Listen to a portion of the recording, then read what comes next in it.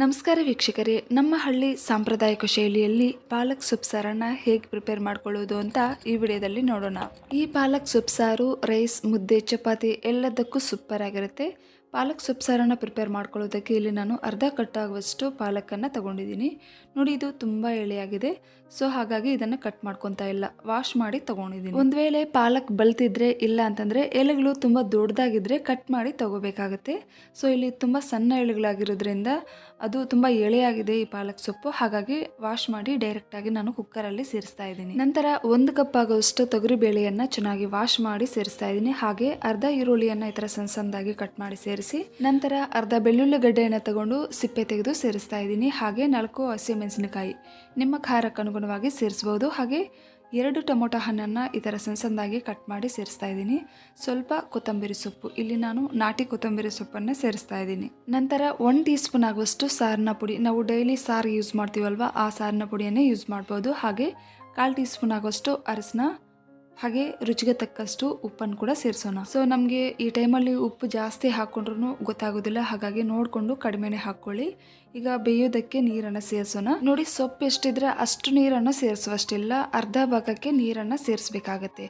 ನೀವೆಷ್ಟು ಸೊಪ್ಪು ತಗೊಂಡ್ರೂ ಅರ್ಧ ಭಾಗಕ್ಕೆ ನೀರನ್ನು ಸೇರಿಸ್ಬೇಕಾಗತ್ತೆ. ಫುಲ್ ತಗೊಂಡ್ರೆ ಉಕ್ಕಿ ಬಂದುಬಿಡುತ್ತೆ. ನೋಡಿ, ಈ ಥರ ಅರ್ಧ ಭಾಗಕ್ಕೆ ಸೇರಿಸಿದ್ರೆ ಕರೆಕ್ಟಾಗಿ ಸರೋಗುತ್ತೆ. ಈಗ ನಾವು ಕುಕ್ಕರ್ ಲಿಡ್ಡಿಟ್ಟು ಕ್ಲೋಸ್ ಮಾಡಿ ಕರೆಕ್ಟಾಗಿ 1 ಅಥವಾ 2 ವಿಸಿಲನ್ನು ಕೂಗಿಸ್ಕೊಳ್ಳೋಣ. ನೋಡಿ, ನಾವು ಯೂಸ್ ಮಾಡುವಂತಹ ಕುಕ್ಕರ್ ಮೇಲೂ ಡಿಪೆಂಡ್ ಆಗುತ್ತೆ. ಒಂದೊಂದು ಕುಕ್ಕರಲ್ಲಿ ಬೇಗ ಬೆಂದೋಗುತ್ತೆ, ಒಂದೊಂದು ಕುಕ್ಕರಲ್ಲಿ ಸ್ವಲ್ಪ ನಿಧಾನವಾಗಿ ಬೇಯುತ್ತೆ. ನೋಡಿ, ಇದು 1 ವಿಸಿಲ್ ಬಂದು ಕಂಪ್ಲೀಟಾಗಿ ತಣ್ಣಗಾಗಿದೆ. ಈಗ ಓಪನ್ ಮಾಡಿ ನೋಡೋಣ. ನೋಡಿ, ಬೇಳೆ ಸೊಪ್ಪು ಎಲ್ಲ ಚೆನ್ನಾಗಿ ಬೆಂದಿದೆ. ಈಗ ಸೊಪ್ಪನ್ನು ಸಪ್ರೇಟ್ ಮಾಡ್ಕೊಳ್ಳೋಣ.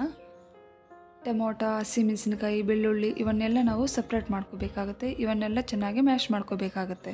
ನೋಡಿ, ಇದನ್ನು ಮ್ಯಾಶ್ ಮಾಡ್ಕೊಳ್ಳೋದಕ್ಕೆ ಸ್ಪೂನ್ ಆದರೂ ತಗೋಬೋದು, ಇಲ್ಲ ಅಂತಂದರೆ ಸೌಟ್ ಆದರೂ ತಗೋಬೋದು. ಒಂದು ವೇಳೆ ನೀವು ಮಿಕ್ಸಿಯಲ್ಲಿ ಹಾಕ್ಕೊಳ್ಳಂಗಿದ್ರೆ ಜಸ್ಟ್ 1 ರೌಂಡ್ ಹಾಕ್ಕೊಂಡ್ರೆ ಸಾಕಾಗುತ್ತೆ, ಚೆನ್ನಾಗಿ ಮ್ಯಾಶ್ ಆಗಿಬಿಡುತ್ತೆ. ತುಂಬ ನುಣ್ಣಗೂ ಮಾಡಬಾರ್ದು, ತುಂಬ ನುಣ್ಣಗೆ ಮಾಡಿದ್ರೆ ಇದು ಅಷ್ಟೊಂದು ರುಚಿಯಾಗಿರೋದಿಲ್ಲ.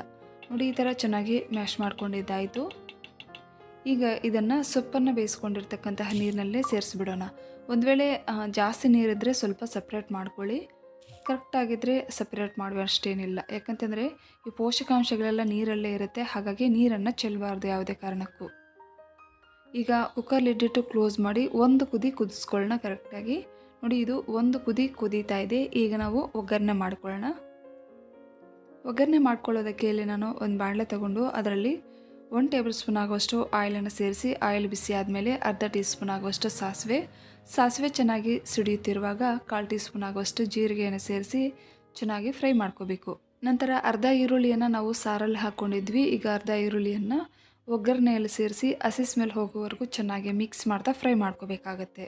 ನಂತರ ಫ್ರೆಶ್ ಆಗಿರ್ತಕ್ಕಂತಹ ಕರಿಬೇವಿನ ಸೊಪ್ಪನ್ನು ಸೇರಿಸಿ ಮತ್ತೆ 2-3 ನಿಮಿಷ ಚೆನ್ನಾಗಿ ಫ್ರೈ ಮಾಡ್ಕೊಳ್ಳೋಣ. ನೋಡಿ, ಒಗ್ಗರಣೆ ಎಲ್ಲ ಚೆನ್ನಾಗಿ ಫ್ರೈ ಆಗ್ತಾ ಇದೆ, ಒಳ್ಳೆ ಘಮ ಕೂಡ ಬರ್ತಾ ಇದೆ. ಇದರಲ್ಲಿ ಹಿಂಗೆ ಬೇಕಾದ್ರೂ ಹಾಕ್ಕೋಬೋದು.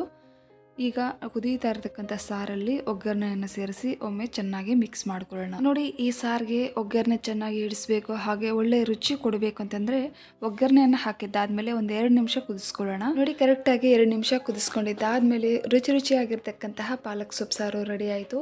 ಇದನ್ನು ರೈಸ್ ಜೊತೆ, ಮುದ್ದೆ ಜೊತೆ, ಚಪಾತಿ ಜೊತೆ ಕೂಡ ತಿನ್ಬೋದು. ಸೂಪರ್ ಆಗಿರುತ್ತೆ. ಸೊ ಖಂಡಿತ ಟ್ರೈ ಮಾಡಿ. ಈ ವಿಡಿಯೋ ಇಷ್ಟ ಆದರೆ ಪ್ಲೀಸ್ ಒಂದು ಲೈಕ್ ಮಾಡಿ, ಹಾಗೆ ಹೊಸದಾಗಿ ನಮ್ಮ ಚಾನಲನ್ನು ನೋಡ್ತಾ ಇದ್ರೆ ಪ್ಲೀಸ್ ಸಬ್ಸ್ಕ್ರೈಬ್ ಮಾಡಿ, ಸಪೋರ್ಟ್ ಮಾಡಿ ಫ್ರೆಂಡ್ಸ್. ಮುಂದಿನ ವಿಡಿಯೋದಲ್ಲಿ ಭೇಟಿಯಾಗೋಣ. ವಿಡಿಯೋ ವೀಕ್ಷಿಸಿದ್ದಕ್ಕಾಗಿ ಧನ್ಯವಾದಗಳು.